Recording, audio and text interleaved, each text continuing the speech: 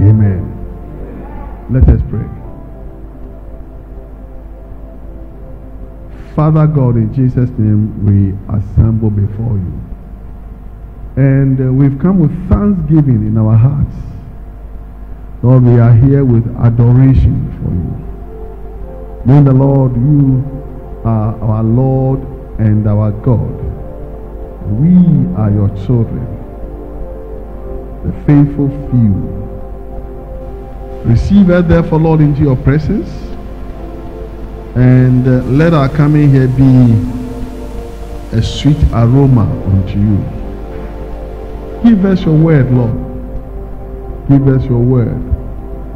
Grant us to understand and to receive this word, that we may walk, and we be careful to walk in your word. And you may therefore give us blessings which have been ordained to us before the beginning of time. Thank you, Lord, in Jesus' name. Amen. Let's all be seated. This evening we want to go briefly into what we've entitled The Faithful Few. The few who are faithful, the faithful few. The faithful few.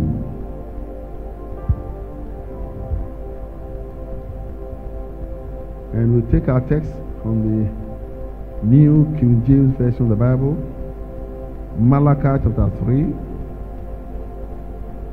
verses 13 to 18. Malachi chapter 3, verses 13 to 18. The faithful few.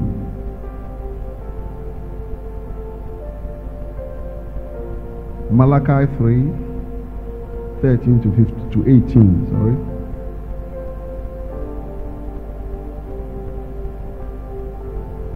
Your words, this is the Lord speaking. Your words have been harsh against me, says the Lord.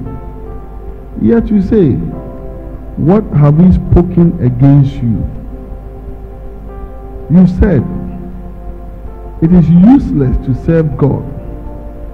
What profit is it that we have kept his ordinance, and that we have walked as mourners before the Lord of hosts?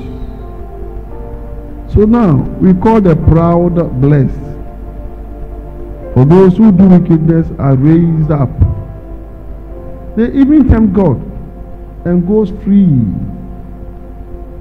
Then those who fear the Lord spoke to one another, and the Lord listened and heard them. So a book of remembrance was written before him for those who fear the Lord and who meditate on his name. Malachi chapter 3, verses 13 to 18. If you just come in, Malachi 3, 13 to 18. Now verse 16 says, then those who feared the Lord spoke to one another, and the Lord listened and heard them. So, a book of remembrance was written before him for those who fear the Lord and who meditate on his name. They shall be mine, said the Lord of hosts, on the day that I make them my jewels, and I will spare them as a man spares his own son who serves him. Then we shall again descend between the righteous and the wicked, between one who serves God and one who does not serve him. Amen. And now I'll read the same scripture from the NIV, the New International Version of the Bible. NIV. Malachi 3, beginning from verse 13, of the NIV. Now it says, you have spoken arrogantly against me, says the Lord. Yet you ask, what have we said against you? You said, It is futile to serve God. What we gain by carrying out His requirements and going about like mourners before the Lord Almighty. But now we call the arrogant blessed. Certainly evildoers prosper, and even when they put God to the test, they get away with it. Then those who fear the Lord talked with each other, and the Lord listened and heard. A scroll of remembrance was written in His presence concerning those who feared the Lord and honored His name. On the day when I act, says the Lord Almighty, they will be my treasured possession. I will spare them, just as a father has compassion and spares his son who serves him. And you will again see the distinction between the righteous and the wicked, between those who serve God and those who do not. In this text, we begin by looking at two groups of people. Those who speak against the name of God. The Bible said they speak hard. God said they are speaking harshly against Him. Those who speak against the name of God, and those who fear God and they speak righteous things concerning God. And God listened to both groups.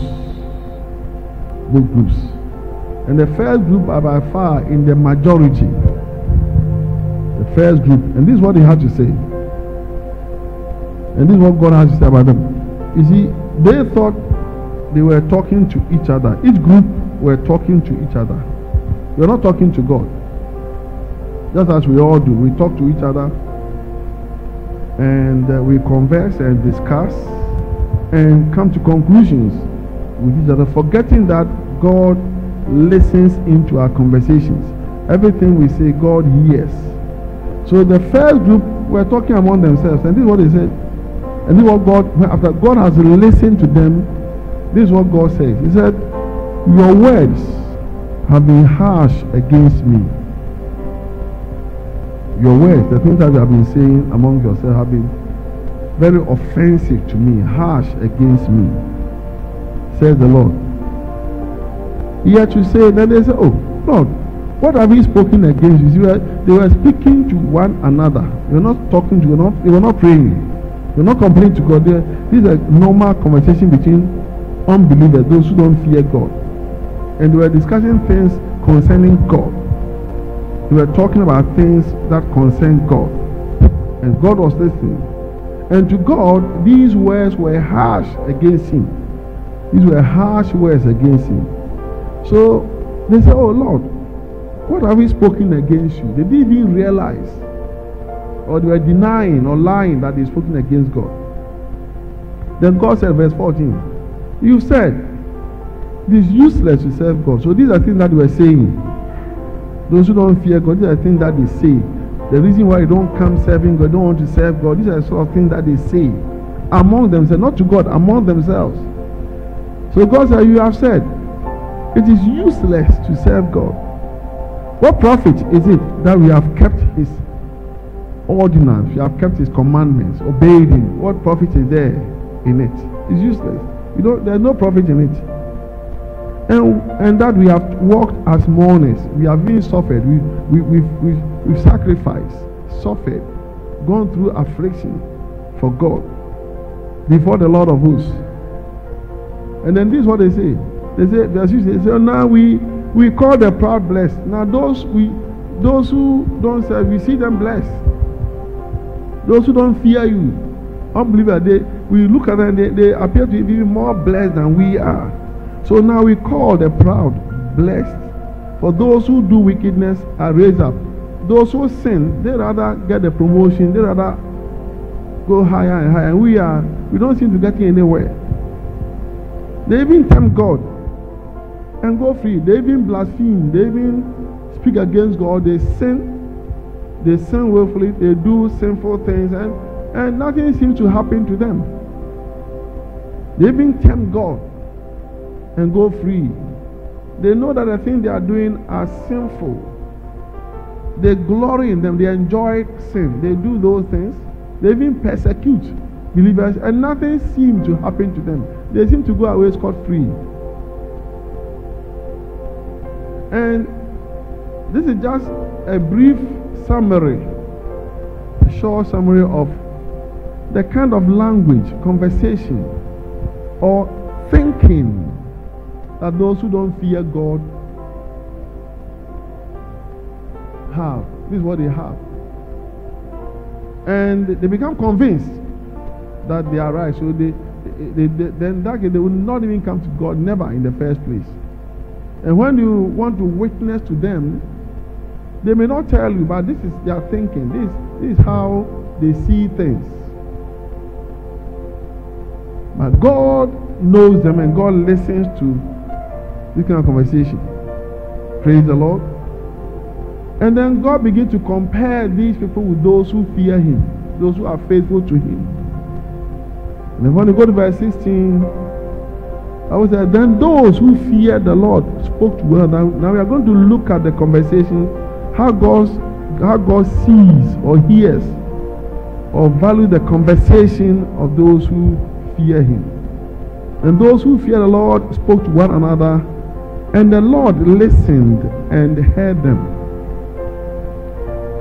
The Lord listens and hears everything that we say, church. Everything that you say, we say, whether we are praying or we think that we're just talking to another, or even your thoughts. God hears everything. God sees what we do. Everything that we do, God sees. And places we go to, God sees. God knows wherever we go to. He sees the people we walk with, our companions. Because these are the 4 areas that as believers we need to be very careful. God is watching and God is listening. What we say, our conversation, our words, what we do, our actions, very, very, very important. At work, in the church, in the marketplaces, even in the privacy of your homes or bedrooms.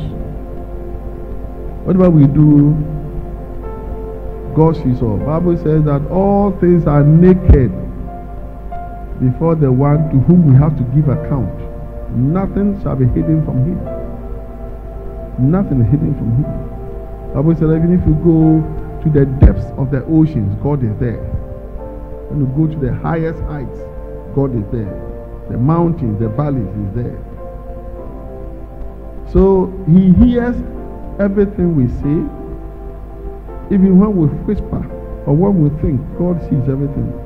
What we do, places we go to, and He sees our companions. Therefore the Bible says that what the believer got to do has in common with the unbeliever. What the believer got in common with the unbeliever. Now, those who fear the Lord speak righteous words to one another. They speak words that will make God happy, that will make God want to promote them, that will bring the favor of God upon them. So those who fear the Lord spoke to one another, and obviously they spoke righteous words to one another. And the Lord listened and heard them. And what happened? A book of remembrance. Because of that now, God needed to remember these people all the time. And when you say a book of remembrance, it's not like a book God has to refer to the book. No. It means that God chose to remember these people all the time. So a book of remembrance was written before Him for those who fear the Lord and who meditate on His name. Those who meditate on His name. In other words, whatever you say or do, you always think of God first, that God is with you. God is watching you. God is listening to you. So you meditate on His name. You always are conscious. You're always conscious of His presence with you. And that is a guiding principle. That is what will steer you, so you don't turn to the right or to the left, but you stay on the highway of righteousness. The book of Remembrance was written before God concerning these people. Hallelujah. And then God said, they shall be mine. They shall be mine, said the Lord of hosts, the Lord God Almighty. On the day that I made them my jewels. When you do this, God begins to see you as his jewel. You become precious unto the Lord. Gold and silver, precious unto the Lord. What does he joke with you? He said, and I will spare them as a man spares his own son who serves him. Then you shall again discern between the righteous and the wicked. There's a very clear distinction, clear difference. And there must be a clear difference between a child of God and one who does not serve or fear God. And the child of God must meditate in the name of the Lord at all times. In other words, have with you the consciousness that God is always with you. God is not somewhere out there in outer space. He's always with you, by your side all the time, watching you, listening to you. So, God said, they shall be my they shall be my jewels. Then you shall again discern between the righteous and the wicked, between one who serves God and one who does not serve him, between one who serves God and one who does not serve him. Now, for a moment, it may look like, and it's all in the scriptures, that the sinner or the unrighteous is prospering or appears to be prospering more than the one who fears God. It may look like the one who does not fear God is rather profiting from their sinfulness or their unrighteousness. But the righteous person is rather going about like that's one who is mourning, crying before the Lord God Almighty, for the Lord of hosts. Because look at the righteous person, he seems to have it. He seems to have it. If it's money, they use unrighteous means to acquire wealth. Because the Bible calls it unrighteous mammon. Very common. Corruption, consulting the occult to get money, all kinds of things. And you see them riding big cars. And when it comes to getting food, they go to places and get the job that you are applying for. You get the jobs. They are even your bosses. And they even blaspheme the name of the Lord. You hear them blaspheming, talking against God, and yet God doesn't seem to hear. God does not seem to punish them. Nothing seems to happen. So they seem to get away with it. But all that time, God says that he knows the difference between the one who fears him and the one who does not fear him. Those who fear him and those who do not fear him. They may seem to be prospering, but they are not. Their success is fickle. Is without substance. Their success doesn't last. Their success is actually not profitable. It's not profitable. You know all these things. One day I was traveling to Kumasi from Accra, and I went by public transport. I took a Ford, and there was a man sitting next to me, and we got into a conversation, and this is what he said. Many years ago, he said, in fact, this world, he has come to realize that it's a dangerous place. That in his own village, in his own hometown, there was this young man who suddenly became very rich. He became the envy of the whole area. Young man had so much money, he seemed not to know what to do with it. And he seemed to enjoy the money. You see these things in our local films, Ghanaian and Nigerian films, you see it all the time. By the time came, after some years, this man has built houses and established businesses. traveling up and down all over the globe. But this man died.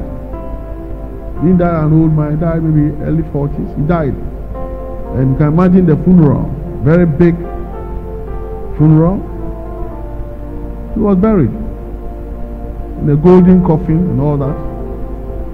Not long after, it happened that they had to, Ghana, before you enter any town or village, there's always a cemetery. The cemetery is either before or after the town. So they had to widen the road. The cemeteries are always by the roadside. Not know that where they buried this man was a road. So AMA came and marked the place road. And they had to remove the coffins and rebury the body somewhere. So while the machines were removing the earth and the coffin fell, somehow the coffin fell and then it came open. No one had tampered with it, no grave looters. But they found out that this, because the body was embalmed, the body was not rotting, it was embalmed, it was preserved. But the person, this man who was buried lying face up, their shock was lying in the coffin face down. And had all kinds of marks on the body. I see the body had been whipped, beaten. In fact, it became a nightmare for the whole area. The body had been turned over, lying face down, no longer face up, lying on his tummy and with marks of torture on the body. He was telling us in the vehicle. He said he had never forgotten how that happened. No one knows, but definitely something had happened. My church, you and I, we are the faithful few. Hello? And it doesn't matter what you are experiencing in your life. In fact, for some of us, if we didn't have to go through challenges, if everything were to be rosy, everything were to be the nyamiano, everything is fine, we will not even serve God. We will not think of serving God. We will remember God. And that is the fact of life. Praise the Lord. And we see it. People serve God, but when God begins to bless them, they become arrogant. They forget God. And their faith and their faithfulness, their commitment begins to go down. When God begins to bless them, they begin to worship the blessings more than God. They worship the blessing more than God. When the blessing came from God. And God wants you the blessing as a means of getting these people to worship Him more and more. But the blessing becomes a barrier, a hindrance between them and God. But God says a time will come when there shall be a distinction between those who fear Him and those who do not fear Him. I know a certain man who used to sell in Accra. He used to go from office to office selling books many years ago. He had a few books in a bag. And he used to go from office to office sweating, hungry, thirsty, trying to sell the books like those you see in the traffic lights. But he used to go from office to office. Then all of a sudden, this man, I can tell, became like, I would say probably the richest man in Ghana. The man became so wealthy suddenly, from nowhere. So rich. Very rich. And it was a wonder. Everybody was wondering how this man became so rich. And this is somebody that he will import goods from overseas. He will import goods for his wholesale. And when the containers come, his warehouse will full, nowhere to place them. So this man will look for any house for sale. Doesn't matter anywhere. Usually he chose safe places like airport, usually airport residential area. Big houses for sale. Buy the whole house and convert the house into a warehouse. Not to live in, but to convert it into a warehouse. in how rich this man was. This man when he built his own personal residence. The residence that he built was such that when he entered the house with the car, when he entered, he drive into the garage. Then the whole garage was a lift. So without getting out of the car, the garage would take the lift would take the car up upstairs to where. So when he comes out of the car, he's already upstairs, not down. No, the whole garage floor was a lift. Now remember that the house had never been seen in Ghana before. So in those days, the government of the day, became envious. The government of that day. So they seized the house from him and said that the land on which he built the house was government property. They took the land from him. And this is the man that when his father died in the village, and the funeral was coming up. He went around the whole town, not a village, big town. Anybody who was building, if you are building your house and the house was uncompleted, he will come and complete it for you. Finish it for the guests. If he says we attend the funeral, and after the funeral, everything is yours. If you are the room that is unfinished, you finish the room for his visit, the guests. Mattress, bed, everything. And after that, after the funeral, you won't take anything away. Eventually, the man started misbehaving. I think he was going, he was going mad. And what happened later on, I cannot tell you. But he didn't live long to it. He's still alive, but he's not enjoying the money. Now he's somewhere, like what's this place called? Where they take those people, you know what I'm talking about. So God is saying that a time will come. A time comes when we shall now discern again. He said you would have to now discern again. Because before they have been discerning, you have been discerning the wrong way, thinking that the unrighteous are more prosperous than the righteous. But a time will come when you shall discern again, between the righteous and the wicked, between one who serves God and one who does not serve him. Church, clap your hand for Jesus.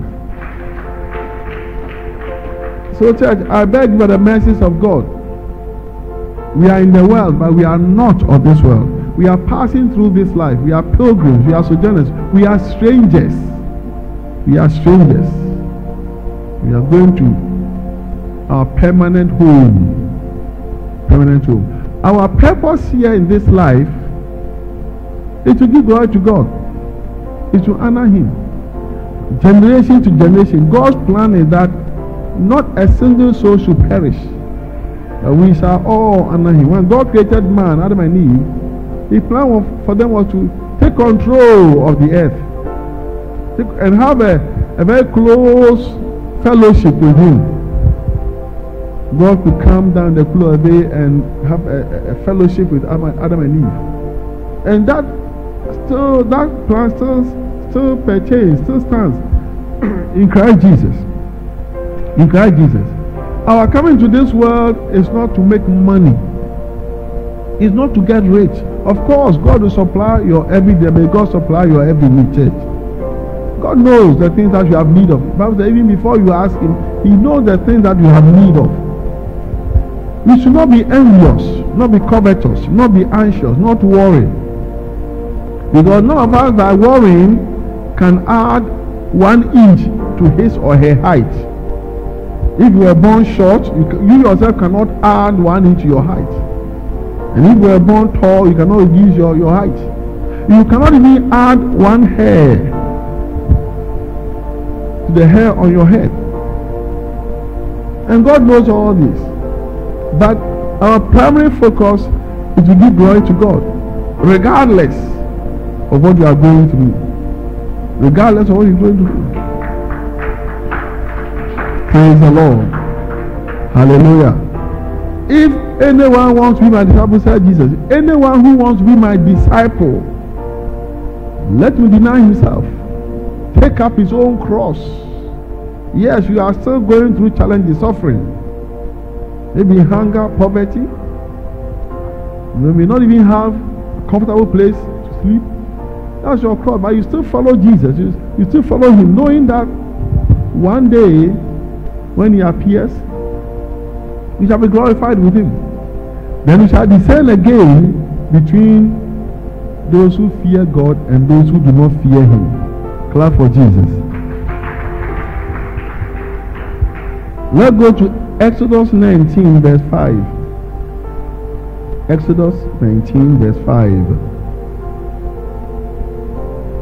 Exodus chapter 19 verse 5. Now therefore, if you will indeed obey my voice and keep my covenant, then you shall be a special treasure to me above all people, for all the earth is mine.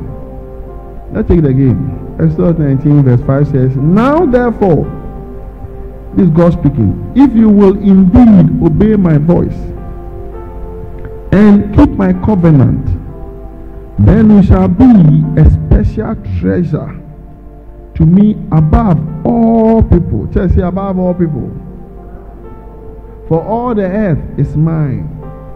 All the earth is mine. All the money, all the wealth, all the things we see, God made them all. They are all God. They belong to God. For all the earth is his. Therefore, God is able to take. That's why God is able to take the wealth of the heathen, the unrighteous, and give it to the righteous. But first thing, to fear the Lord, serve him. And in your conversation, please God. In your conversation, knowing that God is listening in, please him. 1 Peter 2, 9 and 10. 1 Peter chapter 2, 9 and 10. 1 Peter 2, 9 and 10.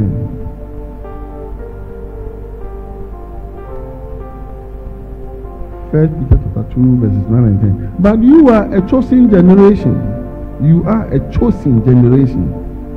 A royal priesthood. A holy nation. His own special people, that you may proclaim the praises of him who called you out of darkness into his marvelous light, who once were not a people but are now the people of God, who have not obtained mercy but now have obtained mercy. The distinction between how you were before and what you are now. But you are a chosen generation. You have chosen generation. A royal and a priest. A royal and a priest. A holy nation. You are holy and a nation. His own special people. Not just a people, but special people. For what? What is all this for? That you may proclaim the praises of him who called you out of darkness into his marvelous light. In your conversations, people you move with, places you go to, what you do, let all these things praise him, the one who called you out of darkness into his marvelous light. Who once were not a people, some time ago we were not a people at all, but are now the people of God, who had not obtained mercy, but now have obtained mercy. Amen. Clap your hands for Jesus. So the faithful few, the few who are faithful, and everything around us, most of the things around us are discouraging. They are contrary. There are many things we need in this life. There are many things at any age, any stage, many things we need which we don't have. And this can be very discouraging. Very discouraging. The fact that you are a child of God, does not mean that you will not lack anything. Doesn't mean that. But you can turn that lack to the praise of God. You may not be married. For years now you've been ready, qualified. You've reached the age for marriage. But no woman, no man has come around. And that is contrary to you. It's affecting you emotionally, affecting you socially in many ways. You can still turn that to the praises of God. Praise the Lord. And the other day I was paying tribute to my daughter, Rose. Rose is someone who never complained. I've known Rose in this church for about 20 years. And Rose never complained, at least not that I know of. Never complained. She never got married. Never got married. Was not courted by anyone. She didn't go to any courtship. Never got married. Not even courtship. No children. Like Anna.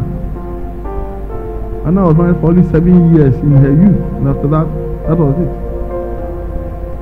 But I never heard Rose complain. Committed, regular in church, serving God. No husband, no children. And she wasn't a particularly wealthy woman. She was a wealthy woman. And for some time now, since her departure, I've been saying that my own daughter Rose, that we all know, we all see her physically.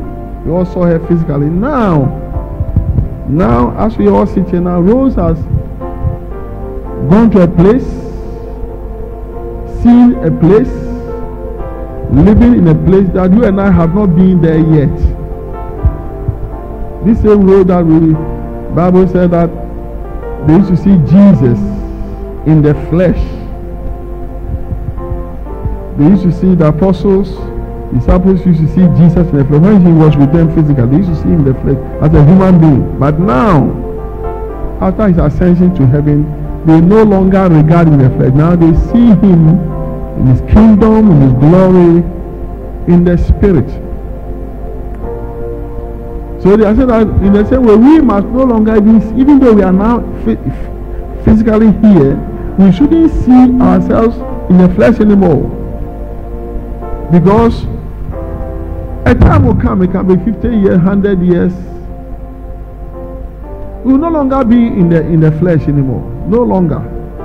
We shall all be glorified in the spirit. Praise the Lord. Hallelujah.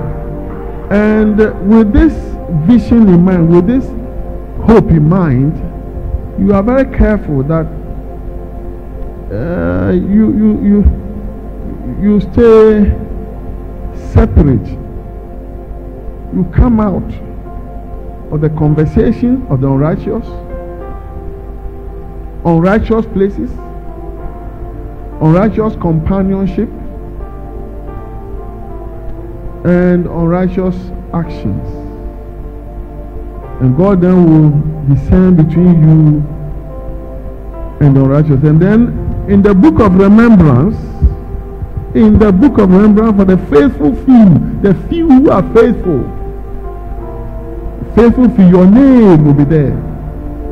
Your name will be written in that book of remembrance. And it is our prayer and belief, hope and aspiration that this church, FCAC, as many as are here, as long as we hear preachings, good preachings, we hear sound doctrine, we pray righteous prayer, and we minister the Holy Spirit, we have tangible evidence of the presence of God with us here.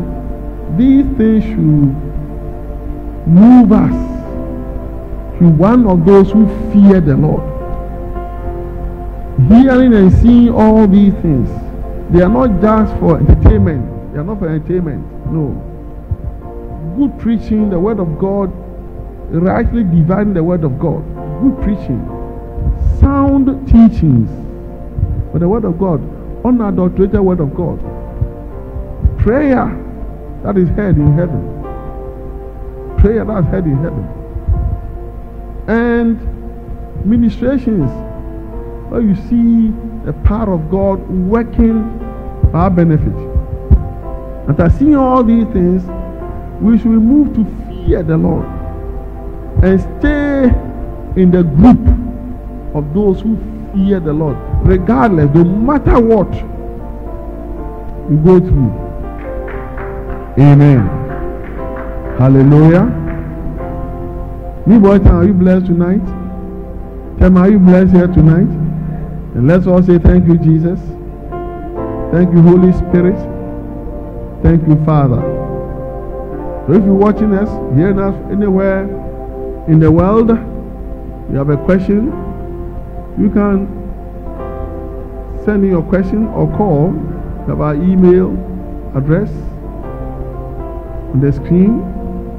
You can call us, send your question, and we'll answer your question. But if you are here, you have any question or contribution, you have just 2 minutes, 3 minutes, we can take your questions now. The faithful few. The few who are faithful. Very, very important. You don't follow the crowd. You don't follow the crowd. Follow Jesus. Follow God.